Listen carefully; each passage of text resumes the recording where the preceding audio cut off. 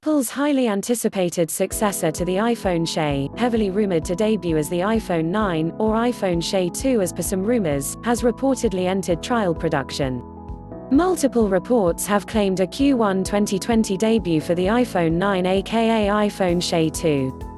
Now, a fresh leak coming from a reliable source says that Apple will launch the iPhone SE 2 in mid-March, which falls in line with the March unveiling of its predecessor back in 2016, a long gap for a product upgrade by industry standards.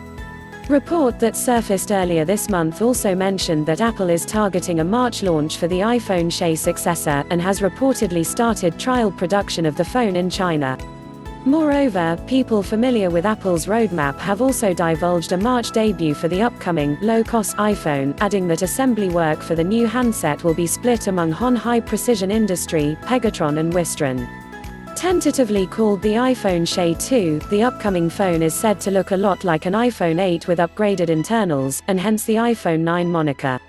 Apple will reportedly retain the Touch ID fingerprint sensor on the iPhone 9 and will equip it with a 4.7-inch IPS LCD Retina display.